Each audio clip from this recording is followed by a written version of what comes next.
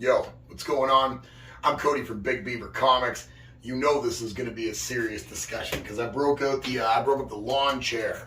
So we're going to sit here and we're going to have a discussion, me and you. And if you can hear the heat pumping, I apologize, but it's late October in Alberta and my balls are freezing. So you're just going to have to deal with the little hum of my furnace. Let's talk about the collecting world and the things that we've been seeing the last 18 months or so. I think as a lot of people know, the collecting world has found itself in somewhat of a downturn. I mean, and as a collector, if you're just a collector at heart, you might not even realize this. In fact, what you might have realized is that a lot of stuff that you're purchasing is a little bit cheaper, that there's more product available. And I think that product's actually going to become more and more available if you want to be 100% honest. So let's talk about why things are this way. Well, first off, we had a bit of a unique situation, right? For a couple of years, there was a very unique situation where we had a lot of people that were pretty honed in. And why were they honed in? Well, they were stuck. They were either at home or they were wherever it happened, and they found an opportunity to reinvigorate some hobbies that they once had, go back and discover their youth once again. Maybe they went over to their parents' house and dug through a couple of totes and realized, man, I had all this? You kept all this? I loved this stuff.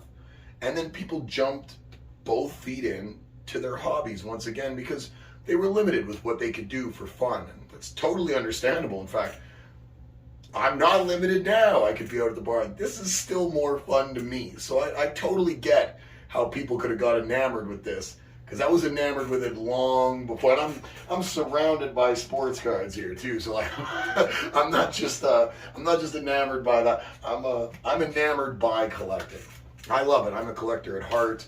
I've been collecting since I was a kid. I'm looking at a Tupperware across from me that's got I want to say about 200 plus WWF action figures in it, not WWE, WWF action figures in it from my youth that could be worth almost anything because the sentimental value in them makes them irreplaceable, and that's a good feeling.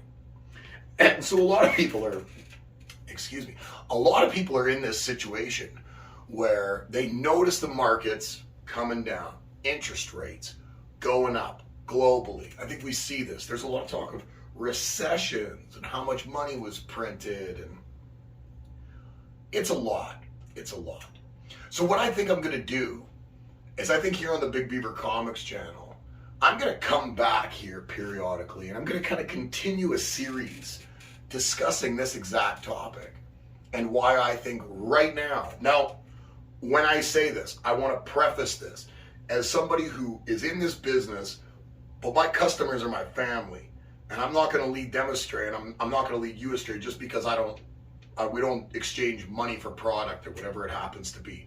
So I'm going to preface everything by saying, if you can afford things, if you can afford them, that means the heat's on, the food's in the fridge, your kids are okay, right? Your wife has snow tires, the important stuff. Predicated on all that, if you have all those bases covered, I think a market like this is going to be probably the best buyer's market in the collector sphere, especially secondary markets. I'm not talking about what you're buying off a shelf at Toys R Us. I'm not talking about what you're ripping if you're buying directly from Topps or Panini. But I'm saying, if you are out there in the secondary market finding opportunities at things that you love to collect, I think if you're flush with cash the next couple of years, because fear does an amazing thing to people. They just expunge assets for pennies on the dollar. And if you're thinking about holding on to things because you're collecting, this isn't a flip for you. You're not looking at everything as an avenue to a bag.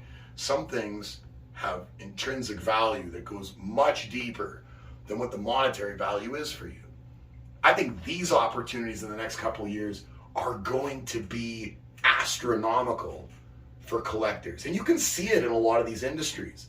Look around at all the junk slabs out there, just from the last 18 months. Let's not talk about how much prices have gone down in some of these things that have been pumped and shill bid to the nines. We're not going to go into right now all the unscrupulous behavior in the comic book industry, the card industry. I'm going to get into all that. We will get into that in future videos, I assure you, and I will use examples and tell you all about people that are quite nefarious and the things that they do and their misgivings. We might name some names. This might get a little salacious. Cease and desist, send it my way. But until then, just as a jumping off point, things might be a little rough out there financially. And if you're a little rough out there financially, this is just a discussion. This isn't me giving you the advice to go and do this. Again, please take care of what you need to take care of first. It's important that you take care of your responsibilities before you take care of any of your hobbies. But if your responsibilities are taken care of, let's say your job is secure, let's say your house is paid, let's say you've got it covered, I think what you're looking at is not new product, but anything from a secondary market. So we're talking 2021 backwards.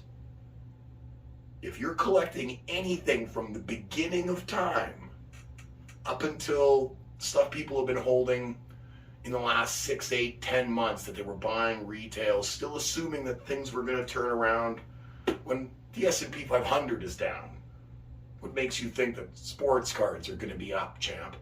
Come on now.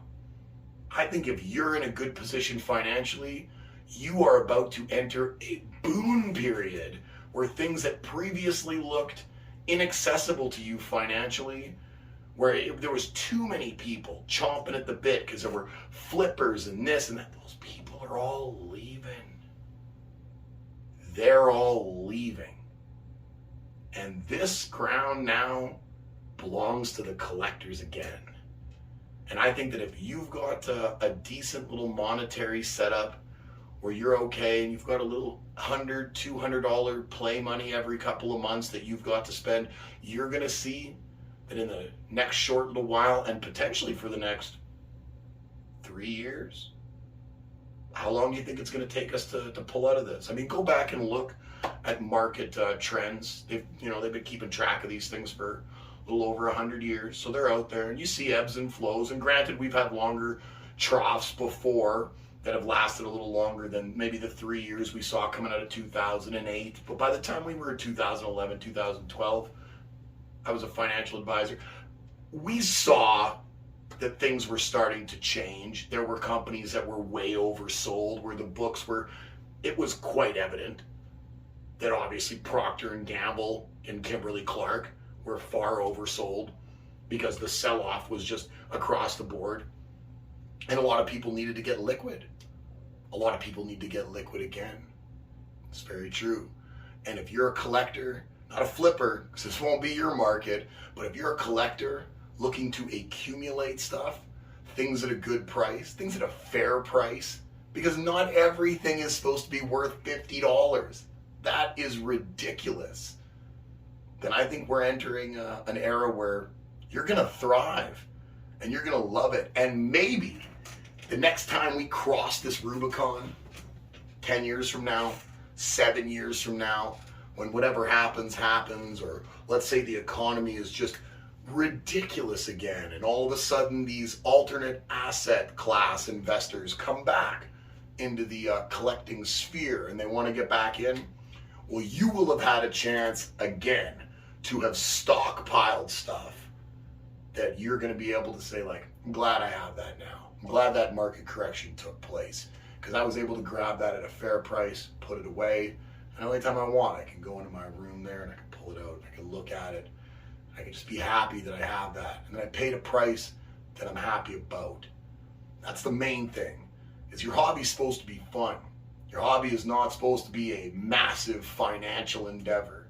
Now, granted, it can be. I mean, I've ripped open hobby boxes of product, Anthony as well, that cost thousands of dollars for single digit amount of packs, for 25 cards in a box or something. Does that sound unreasonable to a lot of people? I'm sure it does. But given the provenance of that product, I mean, sometimes the price is justifiable, but not everything is meant to be that price. And so I think you're entering kind of a boom period here. So don't get disenfranchised.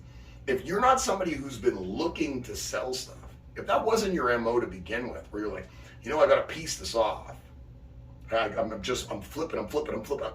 If that was your main concern, if you were so over your skis financially that was your main concern, then yeah, you're in a bad way, bro. You came the wrong direction, dude. I don't know what you were thinking. You should have maybe stuck with the crypto, funny money. You could have played in a different lane. But us big boys, we've been here. We've been doing this since long before any of the lockdown and, you know, tunnel vision on hobbies and any of that kind of stuff. We've been here, been doing this. This didn't just pop up, right? So I want you to know that don't be disenfranchised if you're a collector. You're probably getting into the best market you've ever seen for your personal collecting. Satisfaction on a much deeper soul-filling type event. Chicken soup for the collector's soul, if you will. I'm Cody from Big Beaver Comics. Like I said, I'm going to be back. We are going to talk about this consistently, I feel like, throughout the winter. And because I'm in all these markets, cards, comics, action figures, the whole 9 yards, I feel like we're probably going to have to bounce around from a few things. So I'm going to have to set up somewhat of a video plan and make sure that I'm staying marginally on course so that I'm not just hitting you with walls of words and diatribes about stuff. But what I want you to do is I want you to realize that if you're not trying to move things, you might be in the best position you've ever been in as a collector, because not only is all the money from the investors, the flippers, the curbers, the scalpers, not only is that money all drying up, but there's a lot of those guys that got caught with their pants down holding a lot of product, and that product's going to become available for pennies on the dollar as the debt collectors come calling. And if you're keen enough, you might be in on that and be able to actually bring in some of the stuff you were looking at 2 years ago, 3 years ago, that became so exorbitantly overpriced. You might be able to bring that stuff into your collection at a justifiable price that you could still sleep at night about. And that's what we want to see. I'm Cody from Big Beaver Comics. You stay fucking cool out there. Peace!